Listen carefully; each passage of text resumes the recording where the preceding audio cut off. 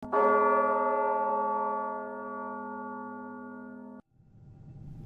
ញុំមិនដែលគិតថានឹងនិយាយរឿងនេះប្រាប់អ្នកណាទេព្រោះខ្ញុំក៏នៅទីនោះដែរនៅយប់ដែលនាងស្លាប់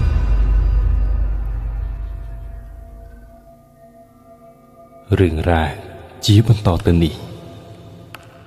អាចនឹងធ្វើឲ្យអ្នកមានអារម្មណ៍មិនសូវស្រួលដើមហេតុនៃការស្លាប់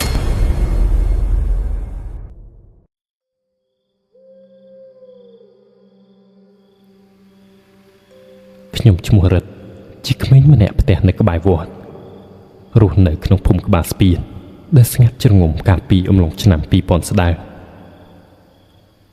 ភូមិខ្ញុំមានតែផ្ទះឈើចាស់ចាស់ស្លែកកាន់លក្រាស់តាមជញ្ជាំងដើមពោធិ៍ធំដើមស្វាយខ្ពស់ខ្ពស់ដុះត្រសុំស្រមោលនៅពេលថ្ងៃម៉ោង 8 យប់មិនទាន់ផងតាមផ្លូវក៏ស្ងាត់ឲ្យឈឹងអ្នកស្រុកគេបិទទ្វារដេកអស់រលីងមិនមែនខ្លាចខ្មោចទេគឺដោយសារតែក្នុងភូមិសម្បូរពួកអាក្មេងស្ទាវនឹងណាទាំងគេទាំងខ្ញុំយប់ឡើងមិនសូវដេកទេតែងតែប្រជុំក្បាលគ្នាជិះម៉ូតូវឹងទៅវឹងមកគ្មានក្រែងចិត្តអ្នកណាសោះខ្ញុំធំដឹងក្តីនៅទីនេះជាមួយពួកម៉ាក់មួយក្រុមតាំងពីថ្នាក់ទី 7 ម្នាក់សុទ្ធតែកំពូលមនុស្សហើយមិនចាំបាច់មានគ្រូបាអាចារ្យណាមកប្រដៅទេក្រោយម៉ោងរៀនបើមិនលួចទៅជួបបារីនៅក្រោយវត្តក៏នាំគ្នាទៅអង្គុយនៅផ្លូវកែងព្រំបទល់ភូមិមួយទៀតយប់ខ្លះបើមានឱកាសល្អគឺនឹងជិះកវ៉ាល់តាមមុខផ្ទះគេព្រឹកឡើងបើមិនបាត់មាន់ក៏បាត់ចានដាក់បាយឆ្កែដែរនិយាយរួមឲ្យតែរបស់ណាល្មមអាចលក់ឲ្យចាយបានគឺប្រមូលយកខ្ទេចលក់បានលុយកាលណាក៏យកទៅទិញស្រាថ្នាំផ្ទះលោកគ្រូនទឹកដែលគាត់ជាអ្នកលក់ថ្នាំចំណាំងឈើ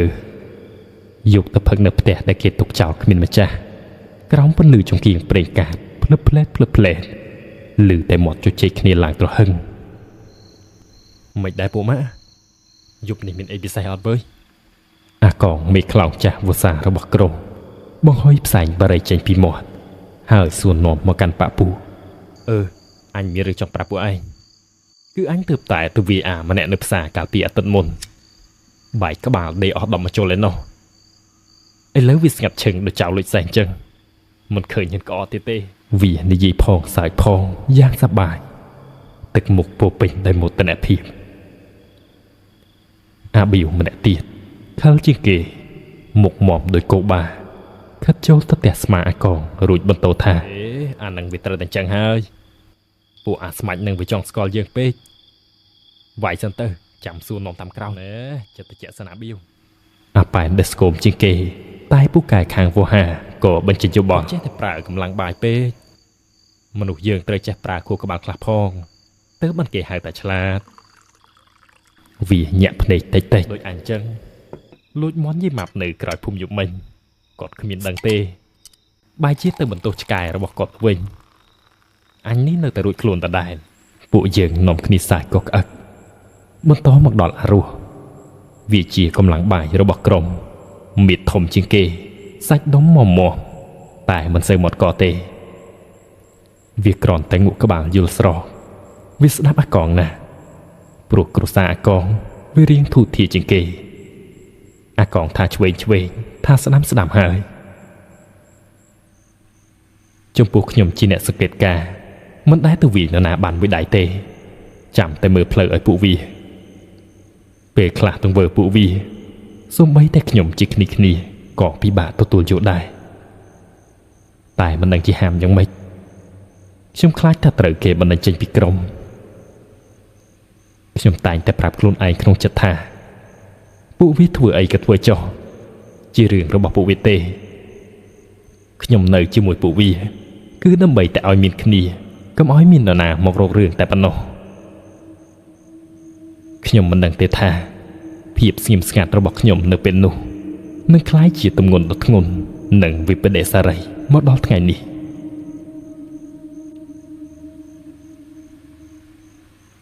មួយរយៈនោះក្រុមខ្ញុំមានរឿងរកម្មរកោសបន្តិចបន្តួច ជាមួយពួកអាបយក្រុមបងធំមកពីត្រៃម្ខាងពួកអាបយហ្នឹងវាដូចជាបានដៃឌឺដងដាក់យើងដល់ហើយឥឡូវអាបៀវនិយាយទាំងក្តៅចិត្តបន្ទាប់ពីត្រូវពួកវាស្ទាក់វាឡើងត្រង់ខ្លួន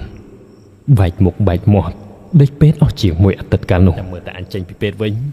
អញនឹងទៅកាប់ពួកវាម្ដងអាកងពេលទៅសួរសុខទុក្ខអាបៀវនៅមន្ទីរពេទ្យវាបានតែស្មាអាបៀវហើយនិយាយដល់មើងម៉ាត់ថាអាបៀវអញកុំបារម្ភអីទុកចិត្តលើពួកអញចុះយើងត្រូវទៅសងសឹកវិញពួកអាបយនឹងវានឹងដឹងថាអ្នកណាខ្លាំងពិតប្រាកដកាត់មកដល់ថ្ងៃបុណ្យក្នុងភូមិសំលេងធុកបាសបុកលន់រំជួយដីភ្លើងចម្រុះពណ៌ភ្លឹបភ្លេ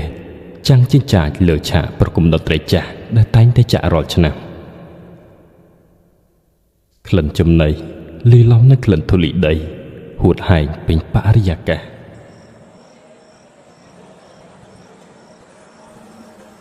ខ្ញុំនិងមិត្តភ័ក្តិដើរចូលទៅក្នុងបរិវេណកិច្ចធំបាសតម្លៃសម្បត្តិចូលរួមរំកំសាន្តម្នាក់2000រៀលយប់នេះយើងត្រូវតែសប្បាយអស់ដៃវើយអាប៉ែនស្រែកឡើងដឹកមុខរីករាយពួកយើងនាំគ្នាទៅទិញស្រាថ្នាំពីតូបតូចនៅក្បែរនេះជាប់ផឹកជុំគ្នាលើម៉ូតូបណ្ដាសង្កេតការមើលបណ្ដាមិនទាន់ចូលរំភ្លាមទេណែវើយពួកអាបយមកហើយវើយរំពេចនោះភ្នែករបស់អាករវិសដូចឥន្ទ្រីប្រទះឃើញពួកអាបយវាដើរមកជាមួយប៉ាក់ពូប្រហែលជា4-10នាក់ងងឹតភ្លើឲ្យឈឹងនៅមិនឆ្ងាយពីពួកយើងប៉ុន្មានទេមុខរបស់វាឡើងមាំភ្នែកឡើងក្រហមដូចជាអរិយចូលយីពួកអាឈួតនេះនៅហ៊ានមកដល់ទីនេះទៀតដូចជាប្រហើនដល់ហើយអាកងនិយាយទាំងសុក្រិតថ្មិញញ័រទៅត្រើតតែមិនមែនញ័រភ័យទេគឺញ័រចង្វីគេណែអាកងកុំបង្ករឿងអីយប់នេះមនុស្សច្រើនណាស់ខ្ញុំព្យាយាមខាត់វាដោយសំឡេងខ្សៅខ្សាបេះដូងខ្ញុំចាប់ផ្ដើមលោតញាប់តិចឯងនៅស្ងៀមតារិតថ្ងៃនេះយើងត្រូវតែគិតបញ្ជីម្ដងហើយវាដើរទៅរកដើមពោធិ៍ធំមួយដើមដែលដុះក្បែរឆាកតន្ត្រីក្រោមដើមពោធិ៍នោះងងឹតឲ្យឈឹងមានថ្មមួយគំនរនៅខាងក្រៅខ្ញុំឃើញពួកវារើសយកម្នាក់មួយដុំទំហំធំជាងកណ្ដាប់ដៃបន្តិចវារអ៊ូតិចតែខ្ញុំនៅក្បែរល្មមស្ដាប់ឮថាឯងធ្លាប់វាក្បាលពូមកអញយប់នេះអញត្រូវតែសងសឹកឲ្យឯងដេកពេទ្យម្ដងកុំអាកងកុំធ្វើអញ្ចឹងខ្ញុំចង់ស្រែកខាត់វាឲ្យខ្លាំងជាងនេះតែហាក់ដូចជាស្ទាក់ស្ទើរគ្នាឯទៀតទៅតាមវាអស់ហើយខ្ញុំឈរនៅស្ងៀមសម្លឹងមើលវាអាកងប្រើកម្លាំងដែលមិនធ្លាប់មានពីមុនមកគប់ដុំថ្មនោះទៅកាន់វងមនុស្សដែលកំពុងរំច្រៀងយ៉ាងសប្បាយរីករាយវាសង្ឃឹមថានឹងត្រូវចំក្បាលក្រុមរបស់ពួកអាបយណាម្នាក់សំលេងផ្លាច់ដុំថ្មហោះវឹងទៅប៉ះនឹងអ្វីម្យ៉ាងបន្ទាប់មកគឺសំលេងមនុស្សស្រែកអូយយ៉ាងខ្លាំងអ្វីដែលគ្មាននរណានឹកស្មានដល់នោះគឺដុំថ្មនោះមិនបានទៅត្រូវពួកអាបយទេតែវាបានហោះទៅចំក្បាលក្មេងស្រីម្នាក់ដែលកំពុងដើរកាន់មុខឆានាងឈ្មោះលីសាអាយុប្រហែល15ឆ្នាំមុខមាត់ស្រស់ស្អាតសក់វែងអន្លាយនាងមកជាមួយម្ដាយនាងដើម្បីមកមើលគេប្រគំតន្ត្រីហើយមុននេះនាងកំពុងតែសើចយ៉ាងសប្បាយរីករាយជាមួយម្ដាយនាងលីសាដួលក្រឹបទៅលើដីភ្លាមសល់តែសំឡេងធ្ងរដកចង្កាមាត់តិចឈាមក្រហមឆ្អៅហូរចេញពីត្រង់សៀតផ្កាបែកពាល់ស្រោចទៅលើដីច្រោកម្ដាយនាងក៏ស្ទុះទៅអោបកូនស្រែកទ្រហយំកូនអើកូនខ្ញុំអ្នកណាធ្វើឲ្យកូនខ្ញុំជួយកូនខ្ញុំផង តន្ត្រីបញ្ឈប់ស្ងាត់ភ្លាមមនុស្សម្នាផ្អើលឆោឡោចាប់ផ្ដើមរត់ជន់គ្នាស្អីគេណាអ្នកណាគប់អីមកពីណាហ្នឹងសំឡេងមនុស្សស្រែកសួរនាំគ្នាលន់ជំនួសភាពសបាយរីករាយមុននេះរត់ឲ្យលឿនពួកឯងអាកងស្រែកបញ្ជាមកកាន់ពួកខ្ញុំទឹកមុខវាស្លេកស្លាំងពួកយើងទាំងអស់គ្នាក៏ទាញម៉ូតូជិះកិច្ចខ្លួនចូលទៅក្នុងភាពងងឹតបាត់ស្រមោលឈឹងមួយរំពេច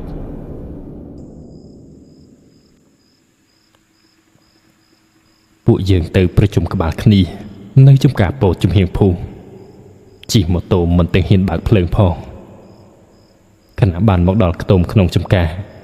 អាកងវាស្រែកបញ្ជាមកពួកយើងទាំងស្លន់ស្លោថាបើមានអ្នកណាសួរនាំអ្វីពួកឯងឆ្លើយតែមិនដឹងទៅបានហើយឮទេគ្រប់គ្នាក្នុងក្រុមងក់ក្បាលទទួលបញ្ជាវាទាំងស្លេកមាត់ស្លេកកខ្ញុំភ័យណាស់ខ្លាចគេសួរនាំដឹងខ្ញុំច្បាស់ជាជាប់ទោសដែរជាមិនខានក្រោយយប់នោះខ្ញុំដេកមិនដែលលក់ស្រួលមួយយប់ណាទេបិទភ្នែកភ្លាមឃើញតែរូបភាពលីសាបែកក្បាលប៉ល់មួយចំហៀងដួលក្រឹបទៅលើដីឈាមដាប់ពេញស្មៅពីថ្ងៃក្រោយមកដំណឹងដ៏រន្ធត់ក៏លេចលឺពីពេញភូមិក្មេងស្រីលីសាបានស្លាប់នៅមន្ទីរពេទ្យ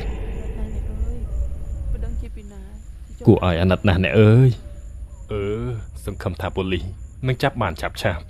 អាណិតគ្នាណាស់ពាក្យចចាំរាមខ្សឹបខ្សៀវពីមាត់មួយទៅមាត់មួយតែគ្មាននរណាម្នាក់ដឹងច្បាស់ថាអ្នកណាជាអ្នកធ្វើនោះទេគ្មានភ័ស្តុតាងគ្មានសាក្សីគ្មានអ្នកក្លាហានណាចេញមុខនិយាយឡើយប៉ូលីសប៉ុស្តិ៍ក្នុងភូមិក៏ចុះមកស៊ើបអង្កេតដែរពួកគាត់បានសួរនាំអ្នកលក់ដូរនិងអ្នកភូមិខ្លះដែរតែរកអ្វីមិនឃើញពួកយើងបានត្រឡប់ទៅសម្អាតស្នាមឈាមខ្លះហើយបានលាក់ដុំថ្មនោះបាត់ទៅហើយក្រោយពេលមនុស្សម្នាចាក់ចេញអស់កាលពីយប់នោះតែខ្ញុំដឹងពួកយើងទាំងអស់គ្នាដឹង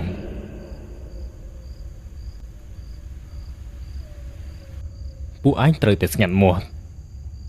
អ្នកណាហ៊ានបើកមាត់អ្នកនោះនឹងមានរឿងជាមួយអញហើយអាកងប្រជុំពួកយើងហើយនិយាយគំរាមដោយសំឡេងយ៉ាងត្រជាក់ហើយវាមានគម្រោងរត់គេចខ្លួនទៅប្រទេសថៃទៀតផងបើស្ថានភាពមិនស្រួលភាពភ័យខ្លាចនិងអារម្មណ៍ខុសឆ្គងដ៏មហិមាបានចាប់ផ្ដើមស៊ីរូងបេះដូងពួកយើងរាល់ថ្ងៃពួកយើងពិតជាភ័យខ្លាចណាស់លែងហ៊ានជួបជុំគ្នាផឹកស៊ីអ៊ូអរដូចមុនទៀតហើយចាប់ពីពេលនោះមករឿងចម្លែករន្ធត់និងប្លែក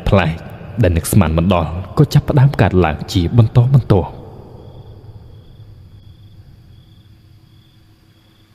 មួយអាទិត្យក្រោយពីលីសាស្លាប់យប់មួយនោះខ្ញុំដេកមិនលក់សោះដូចជាមានអ្វីម្យ៉ាងអន្តងហៅខ្ញុំឲ្យជិះម៉ូតូត្រឡប់ទៅទីលានបុណ្យនៅថ្ងៃមុនគ្រាន់តែជិះប្រឆាក់មើលទីនោះស្ងាត់ជ្រងំមានតែពន្លឺព្រះច័ន្ទដែលចាំងឆ្លោះឃើញធុងបាសចាស់ដែលប្រកាសលេងកើតដាក់គោទុកចោលនៅក្បែរឆាកខ្ញុំជិះបង្ហោះទៅដោយមិនបានជប់ចោតទេព្រោះខ្លាចមានគេសង្ស័យនឹងសួរនាំខ្ញុំគ្រាន់តែចង់មកមើលប៉ុណ្ណោះប៉ុន្តែខណៈដែលខ្ញុំបកមកវិញក៏បង្អន់ម៉ូតូមើលម្ដងទៀតរំពេចនោះធុងបាសចាស់ប៉ុន្មានគ្រឿងក្នុងចំណោមនោះ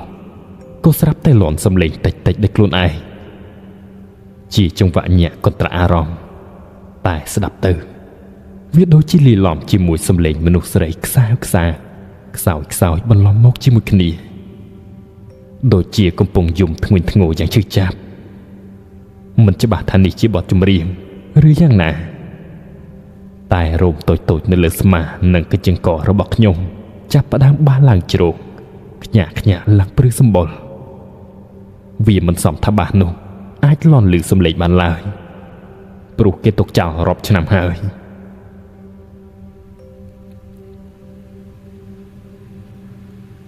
ខ ខ្ញុំមិនបងអន់ម៉ូតូទៀតទេកាន់តែថែមល្បឿនរហូតត្រឡប់មកដល់ផ្ទះវិញទាំងបេះដូងលោតស្ទើរធ្លាយចេញពីទ្រូងមិនច្បាស់ថាជាអ្វីគ្រាន់តែមានអារម្មណ៍ថាមិនសូវស្រួលនៅថ្ងៃបន្ទាប់ខ្ញុំយករឿងនេះទៅប្រាប់ឪពុកម៉ាក់ខ្ញុំ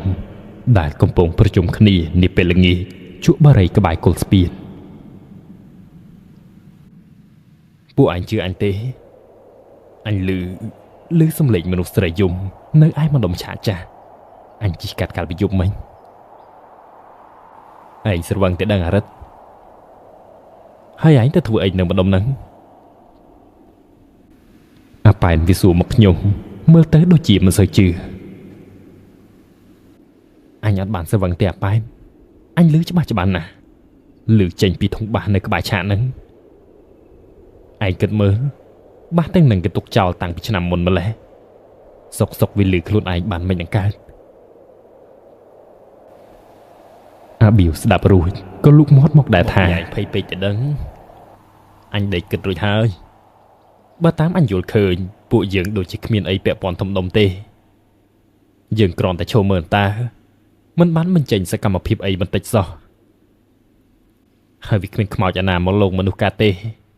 តែងាប់គឺងាប់ហើយពួកយើងចេះតែបន្តធ្វើមិនដឹងមិនលឺកន្លងមកមួយរយៈក្រោយរឿងក្តីនោះក៏សាបរលាបទៅបន្តិចម្ដងមិនសូវជាមានអ្នកលើកមកពិភាក្សាទេប៉ុន្តែគេបែរជាទៅរំលឹកពីទីតាំងដែលលីសាបានស្លាប់ទៅវិញ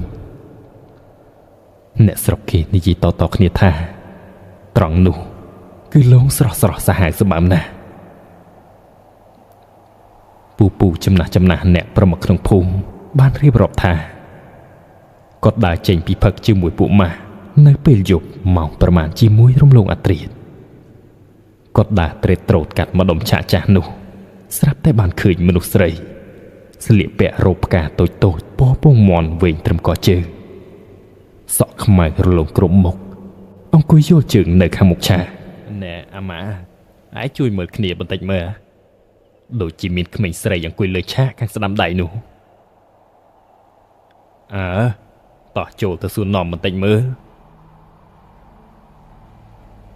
ណែមីនាងហើយកូនចៅអ្នកណានឹងមកអង្គុយអីទាំងកណ្ដាលយប់ស្ងាត់ឈឹងតែម្នាក់ឯងហ្នឹងមិនខ្លាចទេអីមនុស្សស្រីម្នាក់នោះអោនមុខចុះរួចតបមកវិញដោយសំឡេងវែងថា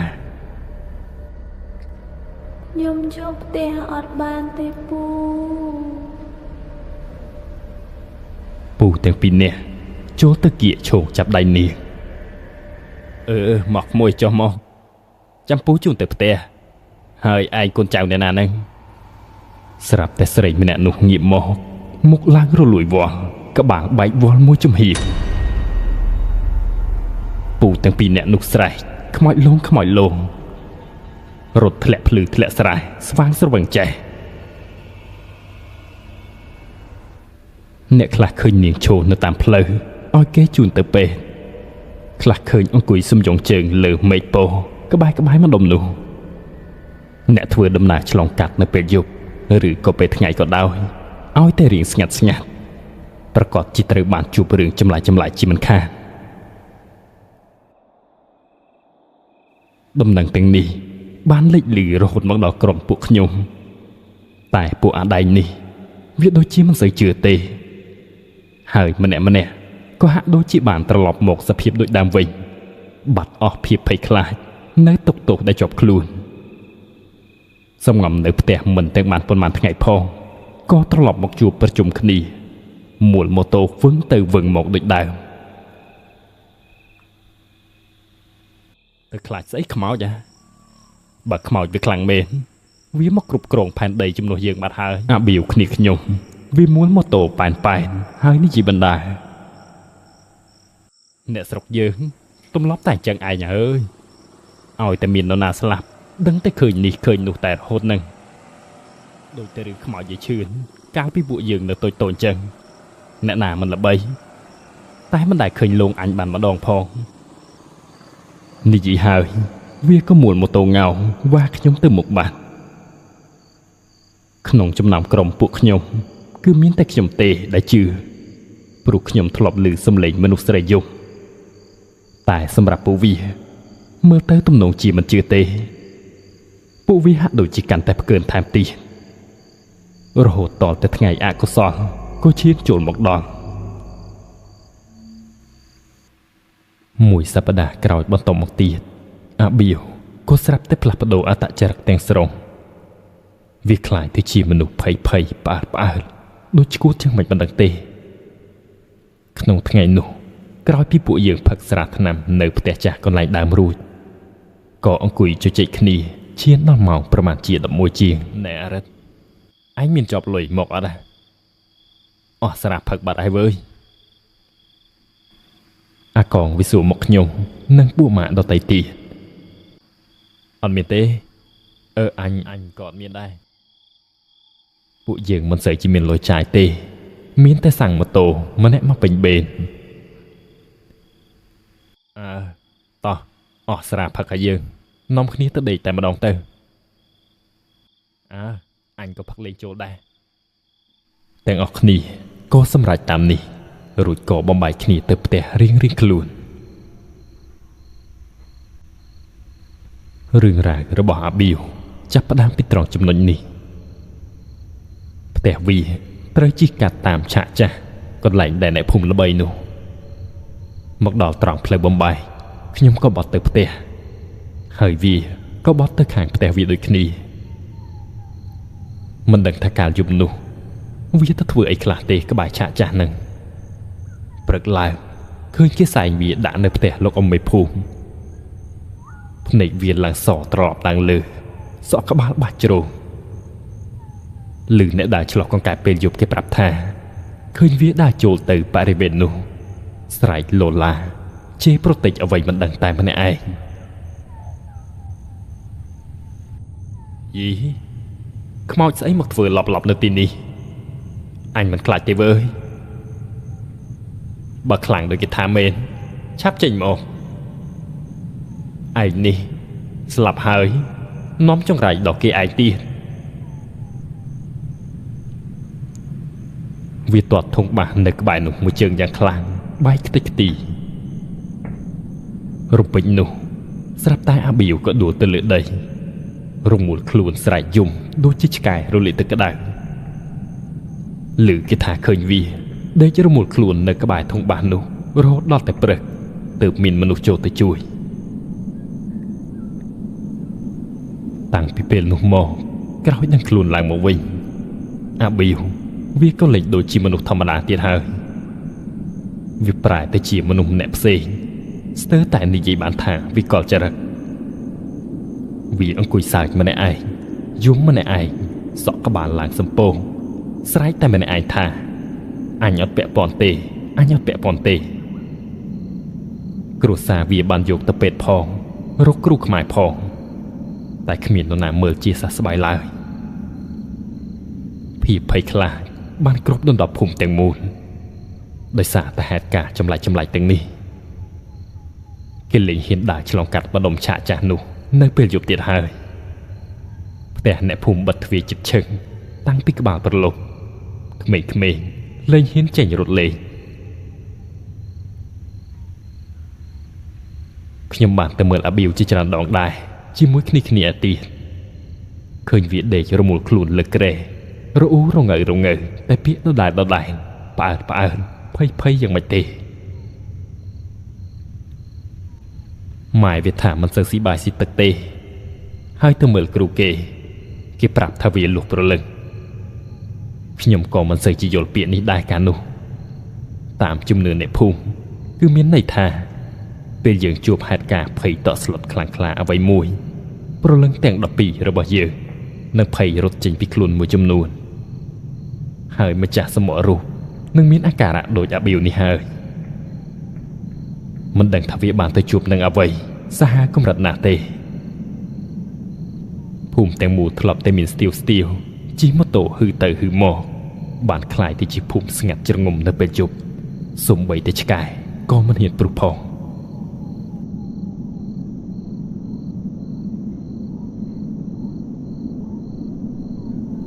មិនមែនត្រឹមតែអាបៀវទេគឺនៅមានអាប៉ែនម្នាក់ទៀត ដែលបានជួបរឿងចម្លែកដូចគ្នានៅកាលនោះវាមានទូរស័ព្ទ N7 មួយគ្រឿងបន្ទាប់ពីអាកងទៅគឺមានតែវានេះហើយដែលហឺហាជាងគេនៅក្នុងក្រុមដោយសារតែបងប្អូនពុកម៉ែវាធ្វើការចំណាក់ស្រុកផ្ញើលុយមករាល់ខែក្រោយពីអាបៀវខ្លាយទៅជាមនុស្សបាត់បង់សតិប្រហែលជា2សប្តាហ៍ក្រោយមកទៀតនេះពេលក្បាលប្រលប់មួយគ្នាយើងដែលនៅសេសសល់គឺមានខ្ញុំអាប៉ែនអារស់និងអាកងបាននាំគ្នាទៅអង្គុយជួបបារីនៅលើបង្កាន់ដៃស្ពានកន្លែងចាស់ដូចរាល់ដងជជែកគ្នាលេងបានមួយស្របោះវាក៏ទាញទូរស័ព្ទចេញមកបង្អួតមិត្តភ័ក្តិនិងរៀបរាប់ប្រាប់ពីបច្ចេកវិទ្យាមានកាមេរ៉ាអាចថតរូបទាំងមុខទាំងក្រោយគឺទូរស័ព្ទ N7 នោះហើយវាបានលើកមកថតរូបខ្ញុំទាំង3នាក់អង្គុយលើបង្កាន់ដៃស្ពានណែអា3នាក់ខាត់ចូលមកគៀកគ្នាបន្តិចមើលអារិតតែធ្វើមុខឲ្យលយបន្តិចមើលធ្វើដូចលួចម៉ែមកដើរលេងចឹងអានេះផ្លាស់ទូរស័ព្ទបាញ់ឆ្វាអមជាមួយសំឡេងក្រាប់រួចរាល់ហើយតែអាប៉ែនវានៅឈរថ្មឹងសម្លឹងមើលកញ្ចក់ទូរស័ព្ទទាំងជ្រួញចិញ្ចើមវាទាញមកពិនិត្យចិត្តមុខចុចពង្រីកពពឡើងញាប់ដៃចុំស្អីគេហ្នឹងពួកអាចជួយមើលបន្តិចមើលវាកាន់ទូរស័ព្ទជួលមកបង្ហាញពួកយើងពួកឯងមើលនេះក្នុងរូបដែលថតចេញមកនោះបែរជាមានស្រមោលមនុស្សស្រីសក់វែងរញ៉េរញ៉ៃបាំងមុខខ្មៅឈរនៅពីក្រោយពួកយើងគឺឈរសម្លឹងមកពីឯបច្រាំងមាត់ស្ទឹងតែមើលមិនដឹងថាជានរណាទេពួកយើងនាំគ្នាងាកទៅក្រោយខ្នងក៏អត់មានឃើញអ្នកណានៅឡើយអញថតមិញដូចអត់មានឃើញអ្នកណានៅផងមិនក៏មានមនុស្សស្រីនៅក្នុងនេះទៅវិញអាប៉ែនវានិយាយទៅញ័រមាត់ប្រហែលចំណាំងផ្លាតអីទេដឹងអារុវានិយាយទាំងមិនសូវជឿមែនអាប៉ែនប្រហែលមកពីខុសបច្ចេកទេសអីទេដឹងអាកងព្យាយាមនិយាយបង្វែកដាស់តែសំឡេងវាក៏ដូចជាមិនសូវប្រកបប្រជាដែរក្រោយពីពួកយើងបំបែកគ្នានៅព្រឹកបន្ទាប់អាប៉ែនវាក៏ហៅពួកយើងប្រមូលផ្ដុំគ្នានិងរៀបរាប់ប្រាប់ថាកាលយប់នោះពេលត្រឡប់ទៅផ្ទះវិញវាដេកនៅក្នុងបន្ទប់ឈើតូចរបស់វាដូចរាល់ដងកំពុងតែត្រឡប់ខ្លួនចុះឡើងដេកពង្រីកមើលរូបនោះស្រាប់តែមានអារម្មណ៍ថាខ្យល់ត្រជាក់ស្រេបសាយភីពេញក្នុងបន្ទប់វាក៏ច្រត់ដៃងើបសម្លឹងមើលតាមជ្រុងជញ្ជាំងតែក៏មិនឃើញមានអ្វីនៅសុកសំឡេងប្រាលន់លឺលើដំបូលដូចជាមាននរណាជុកអីមកគប់អញ្ចឹងពេលនោះវាបើកភួយស្ទុះចេញទៅក្រៅមើលភ្លាមនៅខាងក្រៅផ្ទះដាក់ភ្នែកទៅលើដំបូលស្រាប់តែប្រទះមនុស្សស្រីរូបរាងខ្មៅស្កិលអង្គុយអោបក្បាលជង្គង់យំលើកំពូលដំបូលផ្ទះរបស់វាអាប៉ែនវិភ័យស្លន់ស្លោរត់បុករបងភ្ញាក់ទាំងយាយរបស់វាងើបមកប្រោះព្រំទឹកមុនអុចធប់អុចទៀនទាំងកណ្ដាលយប់បន់ស្រន់អាប៉ែនវានៅតែភ័យតាមមើលទឹកមុខដែលវានិយាយដូចជាមិនមែនកុហកពួកខ្ញុំទេហើយវាក៏មិនហ៊ានដេកនៅផ្ទះរបស់វាដែរវាបានសុំពួកខ្ញុំដេកជាមួយទាំង4នាក់មកផ្ដុំក្បាលគ្នាដេកនៅរោងជំហៀងរបងខាងមុខផ្ទះរបស់អាកងវាយកស្រាបៀរយកមឹកក្រៀមមកឲ្យពួកយើងស៊ីលេងវាលាក់ដាក់នៅក្នុងកាបូបនិងយកចូលមកឲ្យពួកយើងក្នុងបន្ទប់ក្រោមពន្លឺអំពូលមួយលឿងផ្លុងផឹកឲ្យស្រវឹងទៅពួកឯងកុំគិតច្រើនអាកងនិយាយតែខ្លួនវាក៏មើលទៅដូចជាមិនសូវស្រួលដែរក្រោយផឹកអស់ពីកំប៉ុងអារស់ក៏ងើបឈរនិងនិយាយថាអញដូចជាឈឺនោមណាស់វើយ សុំទៅបន្ទប់ទឹកមួយផ្លេតនិយាយរួចវាក៏ដើរចេញទៅបាត់អស់មួយសន្ទុះធំហើយនៅតែមិនឃើញអារោះត្រឡប់មកវិញសោះខ្ញុំ3នាក់អាកងអាប៉ែនអង្គុយរងចាំវាភាពស្ងប់ស្ងាត់នៅក្នុងផ្ទះកាន់តែធ្វើឲ្យពួកយើងមានអារម្មណ៍មិនសូវស្រួលដូចជាមានអ្វីមួយយ៉ាងកំពុងតែខុសប្រក្រតីខ្យល់អាកាសក៏ហាក់ដូចជាកាន់តែត្រជាក់ទៅយ៉ាងម៉េចទេអាចឈួតនេះទំនោមអីក៏យូរម្លេះវើយអាកងរអ៊ូហើយចាប់ផ្ដើមមើលទៅអន្ទះអន្ទែងមិនស្រួលក្នុងចិត្តអរិតហើយដើរទៅមើលវាបន្តិចមើលទៅមើលវាបន្តិចទៅ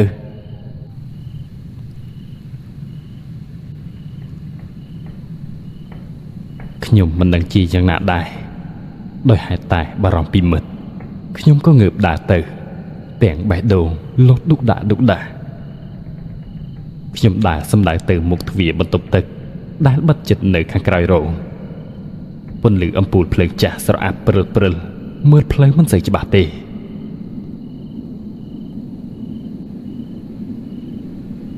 ខណៈមកដល់មុខទ្វារស្រាប់តែឮសំឡេងទូមភឺពីខាងក្នុងអារោះឯងធ្វើអីហ្នឹងឆាប់ចេញមកខ្ញុំស្រែកហៅវាឯសំឡេងនោះក៏កាន់តែឮខ្លាំងឡើងដូចជាមានអ្វីមួយយ៉ាងកំពុងតែបោកផ្ទប់នឹងជញ្ជាំងស៊ីម៉ងត៍រោមនៅលើដៃរបស់ខ្ញុំព្រឺស្រាប់ដេញដល់ឆ្អឹងខ្នោះបេះដូងក៏លោតភឹបស្ទើរចេញមកក្រៅរំពេចនោះទ្វារក៏របើកឡើងយឺតស្រាប់តែឃើញអារោះកំពុងតែបោកក្បាលខ្លួនឯងទៅនឹងជញ្ជាំងភឹឈាមហូរច្រោកចេញពីក្បាលរបស់វាប្រឡាក់លើជញ្ជាំងរហូតមកដល់លើឥដ្ឋភ្នែករបស់វាឡើងក្រឡាប់សស្លែតមុខឡើងស្លេកដោយខ្មោចងាប់7ថ្ងៃមាត់វាស្រែកធ្ងោតែចេះតែបន្តបោកក្បាលខ្លួនឯងម្ដងហើយម្ដងទៀតដូចជាគ្មានស្មារតី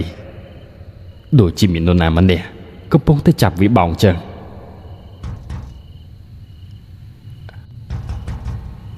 អារោះ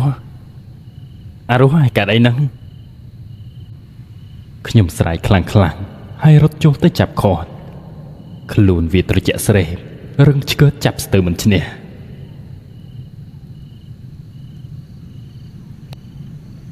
ខ្ញុំស្រែកហៅអាកងអាប៉ែនឲ្យពួកវាមកជួយមើលពួកឯង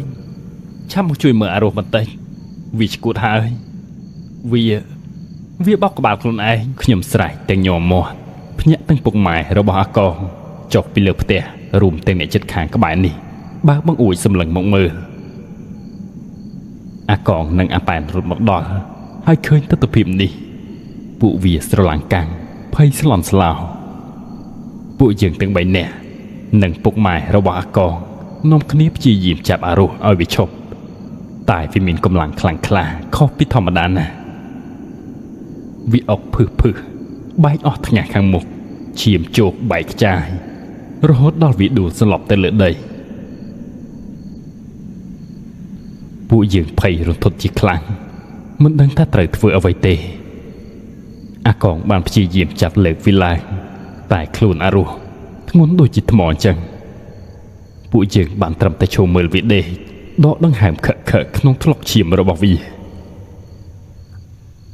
យប់នោះជាយប់ដ៏ខ្មៅងងឹតបំផុតសម្រាប់ពួកយើងភាពភ័យខ្លាចបានគ្របដណ្ដប់ពេញខ្លួនយើងម្នាក់យើងដឹងថាហេតុការណ៍ចម្លែកទាំងនេះគឺច្បាស់ជាពាក់ព័ន្ធទៅនឹងការស្លាប់របស់លីសារឿងនេះមិនមែនជារឿងចៃដន្យទៀតទេខ្មោចលីសាកំពុងតែតាមលោកបន្លាចពួកយើងម្ដងម្នាក់ហើយ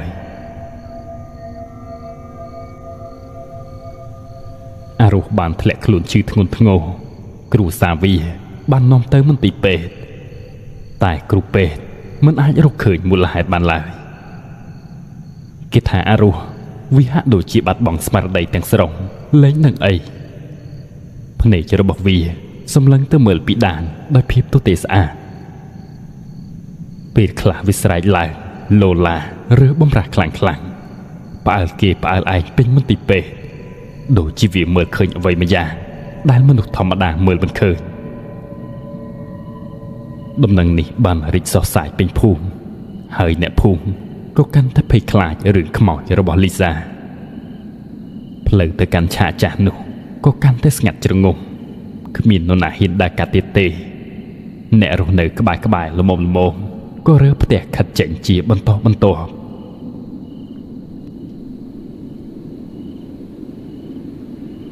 ដោយឡែកអាកងវិញវាកាន់តែភ័យស្លេកមាត់ស្លេកកបាយទឹកមិនសូវចូលមួយរយៈក្រោយនេះវាធ្លាក់ខ្លួនស្គមរីងរៃភ្នែករបស់វាឡើងក្រហម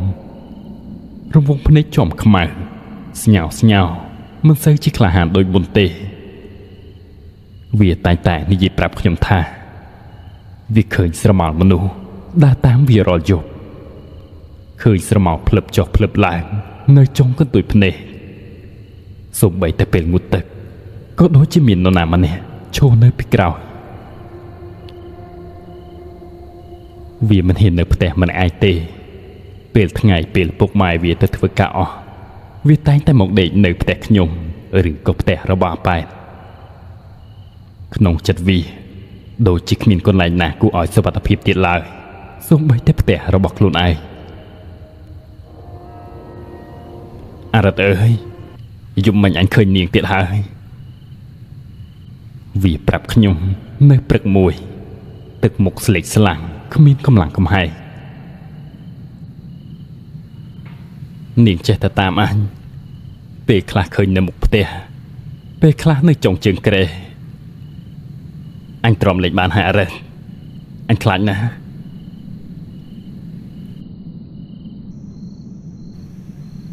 បន្តមកយប់មួយទៀតវាបានជិះម៉ូតូមកផ្ទះខ្ញុំទាំងងងឹតឈឹងឈប់នៅមាត់របង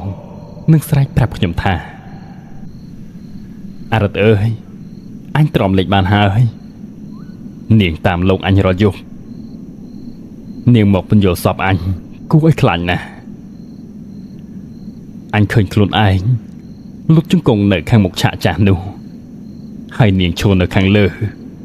មៀតឡើងធំទ្រដឹងកម្ពស់ជិត2ម៉ែត្រឯណោះអញត្រូវតែទៅសំទោសនាងនៅឆាកចាស់នោះបើអញមិនទៅទេអញច្បាស់ជាឈួតស្លាប់មិនខានកុំទៅអីអាកងខ្ញុំព្យាយាមខាត់វាទាំងភ័យខ្លាចពួកយើងមិនគួរទៅកន្លែងហ្នឹងទៀតទេអាបៀវអាប៉ែនអារស់ឯងមិនចាំទេអីសំងំលាក់ខ្លួនក្នុងផ្ទះទៅគឺល្អបំផុតហើយអញលើកចាស់ថាពួកអមនុស្សបើយើងនៅឆ្ងាយពីដែនរបស់វាគឺវាមិនសូវមានឫទ្ធិអំណាចទេខ្ញុំបានព្យាយាមរំលឹកវាពីអ្វីដែលបានកើតឡើងចំពោះមិត្តភ័ក្តិរបស់យើងអត់ទេអរិទ្ធអញត្រូវតែទៅវានិយាយដោយសំឡេងមើងម៉ាត់តែញ័រតិចភ្នែករបស់វាបង្ហាញនូវការសម្រេចចិត្តដ៏មុតមាំលាយឡំនឹងភាពអស់សង្ឃឹមដែលខ្ញុំមិនធ្លាប់ឃើញពីមុនអញទ្រាំរស់នៅក្នុងភាពភ័យខ្លាចនេះតទៅទៀតលេងបានហើយយប់នេះអញនឹងទៅបើឯងចង់មកជាមួយក៏មកចុះបើមិនចង់ទេក៏តាមចិត្តឯងតែអញត្រូវតែទៅសុំទោសនាងទោះបីខ្ញុំភ័យខ្លាចយ៉ាងណាក៏ដោយក៏ខ្ញុំមិនអាចទុកវាឲ្យទៅម្នាក់ឯងបានដែរអញទៅជាមួយឯងខ្ញុំនិយាយចេញមកដោយមិនដឹងថាយកកម្លាំងចិត្តមកពីណាទេប្រហែលវាជាកាតព្វកិច្ចចុងក្រោយរបស់ខ្ញុំក្នុងនាមជាមិត្តភក្តិឬមួយប្រហែលជាខ្ញុំក៏ចង់ដឹងពីជោគវាសនាចុងក្រោយរបស់ពួកយើងដែរ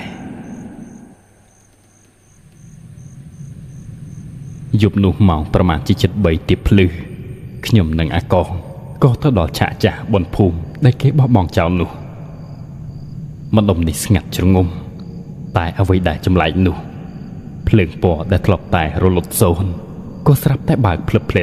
តដោយខ្លួនឯងដូចជាមានគេមកបើកវាអញ្ចឹង ភ្លេងតន្ត្រីនៅយប់បុណ្យនោះក៏ចាប់ផ្ដើមលាន់លឺរងំឡើងវិញដូចជាកំពុងត្រៀមខ្លួនទទួលយកអ្នកទស្សនាថ្មីខ្យល់ត្រជាក់ស្រេះបក់មករឹតតែខ្លាំងឡើងធ្វើឲ្យខ្ញុំព្រឹកសម្បល់ខ្ញាអារម្មណ៍ភ័យខ្លាចរត់ពេញខ្លួនតែខ្ញុំប្រឹងទប់ជំហរលីសាអើយខ្ញុំដឹងថានាងនៅទីនេះអាកងដើរឡើងទៅលើឆាកទាំងញ័រខ្លួននិងបន្តស្រែកថាខ្ញុំសុំទោសខ្ញុំខុសហើយសូមនាងអភ័យទោសឲ្យខ្ញុំផងខ្ញុំមិនបានតាំងចិត្តទេវាស្រែកឡើងទាំងទឹកភ្នែករហាមស្រមោលរបស់អាកងរំរែកភ្លឹបភ្លេតនៅលើឆាកក្រោមពន្លឺភ្លើងចម្រុះពណ៌រំពេចនោះបន្ទះក្តារនៅចំកណ្ដាលឆាកដែលអាកងកំពុងឈរស្រាប់តែបាក់ព្រោះស្រុតចុះទៅក្រោមភ្លឹបវាមិនមែនបាក់ដោយសារតែភាពពុកផុយនោះទេតែដូចជាមានដៃដ៏ធំមួយមើលមិនឃើញបានទាញកញ្ចក់យកអាកងឲ្យធ្លាក់ចុះទៅក្រោមយ៉ាងលឿនរហ័សសំឡេងស្រែកចុងក្រោយរបស់វាលាន់ឮពេញក្នុងបរិយាកាសហើយក៏ស្ងាត់បាត់ឈឹងមួយរំពេច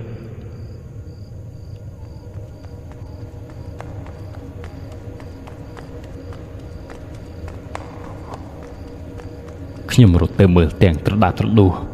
តែវាមិនទាន់ការអ្វីទាំងអស់នៅសល់តែស្នាមឈាមក្រហមឆ្អៅប្រឡាក់ពេញលើក្តារឆាកដែលបានបាក់នោះជាមួយនឹងដៃស្ដាំរបស់អាកងដែលបានដាច់ចេញពីស្មាសំឡេងមនុស្សស្រីខ្សាស្រទន់ល្វើយវាហាក់ដូចជាមិនមែនឮពីខាងក្រៅវាឮចេញពីក្នុងខួរក្បាលរបស់ខ្ញុំអរគុណហើយខ្ញុំដឹងថានេះគឺជាសំឡេងរបស់លីសាដែលបានមកសោកសឹកលើមិត្តភក្តិរបស់ខ្ញុំម្ដងមួយដោយមិនបន្សល់ទុកឱកាសឲ្យរួចខ្លួនឡើយខ្ញុំមានអារម្មណ៍ថាដីនៅទីនេះដូចជារំជួយញ័រខ្យល់បក់បោកវឹកវរខ្លាំងសម្រាមហោះប៉ើងរញ៉ៃពេញអាកាសរហូតដល់ខ្ញុំត្រូវអង្គុយចុះទាំងញ័រខ្លួនទៅត្រើតភាពងងឹតដ៏គួរឲ្យខ្លាចបានគ្រប់ដណ្ដប់ខ្ញុំសាជាថ្មីភ្លើងពណ៌គ្រប់យ៉ាងបានរុលភ្លឹបខ្ញុំងាកខ្លួនស្រវារត់ចុះទាំងភ័យស្លន់ស្លោនៅចំពីក្រោយខ្ញុំលើឆាកបនភូមិដែលបាក់បែកនោះស្រមោលខ្មៅវែងអនឡាញមួយបានលេចឡើងបន្តិចម្ដងធំជាងមនុស្សធម្មតាស្រមោលនោះចាប់ផ្ដើមប្រែរូបរាងទៅជាស្រីសក់វែងបិទបាំងមុខស្លៀករ៉ូបផ្កាតូចឈរថ្មឹងសម្លឹងមកខ្ញុំក្នុងទីងងឹតខ្ញុំដឹងថានាងគឺជាលីសានាងមិនបានបញ្ចេញសំឡេងអ្វីទាំងអស់គ្រាន់តែឈរត្រង់សម្លឹងមកខ្ញុំដោយភាពស្ងៀមស្ងាត់មួយដ៏គួរឲ្យខ្លាចដង្ហើមខ្ញុំដង្ហក់ស្ទើរមិនដល់គ្នាបេះដូងលត់ញាប់ភឹបចង់រហែកទ្រូងប្រឹងយកដៃខ្ទប់រាងកាយខ្ញុំរឹងងងើមិនអាចនឹងធ្វើអ្វីបានក្រៅពីសម្លឹងមើលនាងទាំងបាក់ភ្នែកធំខ្ញុំចង់រត់ទៅមុខទីចេញពីទីនេះតែជើងខ្ញុំដូចជាត្រូវគេចាប់ជាប់នឹងដីភាពភ័យខ្លាចលាយឡំដោយការសំទោសដែលមិនអាចនិយាយចេញខ្ញុំដឹងថានាងបានមកដល់ហើយនាងបានមកបញ្ចប់អ្វីៗទាំងអស់ខ្ញុំបានបិទភ្នែកចិត្តត្រៀមខ្លួនសម្រាប់យកជោគវាសនាដ៏គួរឲ្យខ្លាចដែលខ្ញុំសមនឹងទទួល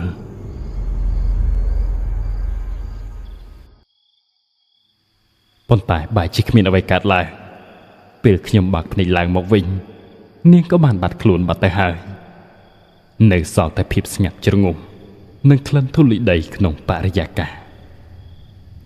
តែភាពភ័យខ្លាចនោះ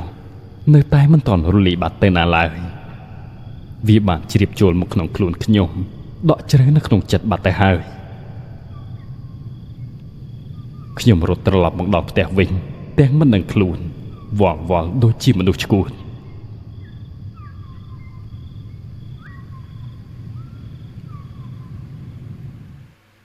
ថ្ងៃថ្មីបានមកដល់ដំណឹងអាកងបាត់ខ្លួនបានលេចលឺពេញភូមិអ្នកភូមិខ្លះទៅស្រែខ្លះទៅផ្សារក៏នាំគ្នានិយាយខ្សឹបខ្សៀវតគ្នាពីការបាត់ខ្លួនរបស់វាដោយសារពុកម៉ែវាបានជូនដំណឹងទៅលោកមេភូមិក្រោយពីស្វែងរកមិនឃើញខ្ញុំដែលដេកមិនលក់ពេញមួយយប់ងើបអង្គុយក្នុងបន្ទប់តែម្នាក់ឯងក៏បានឮសំឡេងនោះបេះដូងខ្ញុំលោតញាប់ញ័រខ្ញុំដឹងថាមានរឿងអ្វីកើតឡើងហើយខ្ញុំប្រញាប់ស្ទុះចេញទៅមើលពេលទៅដល់ឆាកបនភូមិចាស់នោះខ្ញុំឃើញអ្នកភូមិមួយចំនួនកំពុងតែឈរជុំគ្នាសម្លឹងមើលទៅឆាកនោះដោយទឹកមុខភ័យខ្លាចនិងភ្ញាក់ផ្អើលខ្ញុំរត់ទៅមើលនឹងគេដែរស្រាប់តែបន្ទះក្តារខាងលើគឺនៅសភាពដដែលទាំងអស់គ្មានការបាក់បែកគ្មានស្នាមឈាមអ្វីឡើយវាហាក់ដូចជាគ្មានអ្វីបានកើតឡើងកាលពីយប់មិញខ្ញុំចាប់ផ្ដើមឆ្ងល់ថាតើអ្វីដែលខ្ញុំឃើញកាលពីយប់មិញគឺជាការពិតឬគ្រាន់តែជាការយល់សប្តិម៉ែពុកអាកងយំសោកបបខ្លួន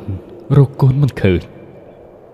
ពួកគាត់បាននាំគ្នាទៅមើលគ្រូទាយដ៏ល្បីមួយនៅឯភូមិផ្សេងមួយទៀតគ្រូទាយនោះគេបានប្រាប់មកថាកូននោះលែងនៅហើយវាទៅបាត់ហើយទៅជាមួយមនុស្សស្រីម្នាក់គេចងច្រវាក់អុសវាទៅបាត់ហើយពាក្យសម្ដីរបស់គ្រូទាយបានធ្វើឲ្យអ្នកភូមិកាន់តែភ័យខ្លាចរីឯខ្ញុំវិញគឺភ័យរន្ធត់ស្ទើរតែដាច់ខ្យល់ជាងគេទៅទៀតខ្ញុំដឹងថាមនុស្សស្រីម្នាក់នោះគឺជាលីសានាងបានយកជីវិតអាកងពួកម៉ាក់ខ្ញុំទៅបាត់ហើយ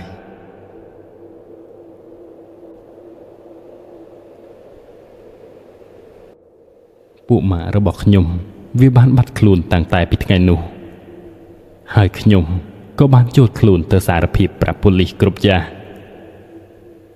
គ្នាយើងដែលនៅរស់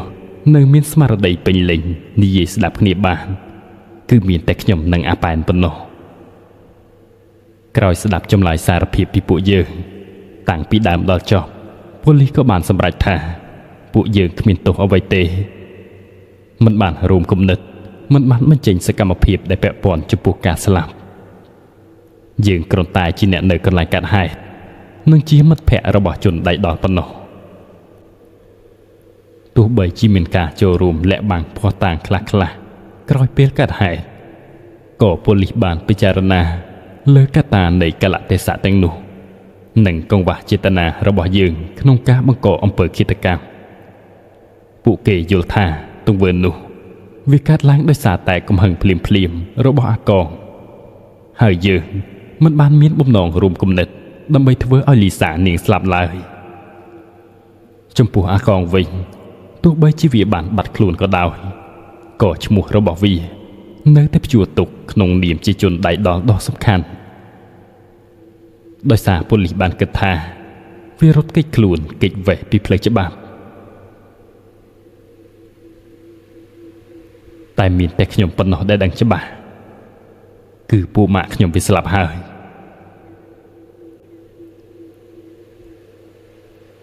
ក្រោយច្រើនឆ្នាំកន្លងផុតទៅខ្ញុំក៏សម្រេចចិត្តនិយាយរឿងនេះចេញមកដើម្បីឲ្យអ្នកទាំងអស់គ្នាដឹងថាខ្ញុំក៏នៅទីនោះដែរនៅយប់ដែលនាងស្លាប់ខ្ញុំជាមនុស្សកំសាខ្ញុំជាមនុស្សដែលមិនបានធ្វើអីសោះខ្ញុំជាអ្នកដែលឃើញអំពើអាក្រក់កើតឡើងតែបែរជាជ្រើសរើសយកភាពស្ងៀមស្ងាត់រហូតមកដល់ពេលនេះខ្ញុំនៅតែរស់នៅក្នុងភាពភ័យខ្លាចខ្ញុំលែងមានមិត្តភក្តិទៀតហើយខ្ញុំនៅតែម្នាក់ឯងរាល់យប់ខ្ញុំតែងឮសំឡេងខ្សឹបខ្សៀវក្នុងខួរក្បាលពោពេញដោយវិបដិសារីខ្ញុំដឹងថាថ្ងៃណាមួយនាងនឹងត្រឡប់មកវិញនាងនឹងត្រឡប់មកយកជីវិតខ្ញុំនេះជាការសារភាពចុងក្រោយរបស់ខ្ញុំមុននឹងភាពងងឹតលេបត្របាក់ខ្ញុំមុននឹងវេនរបស់ខ្ញុំបានមកដល់ តើអ្នកគិតថាខ្ញុំសមនឹងរួចខ្លួនទេ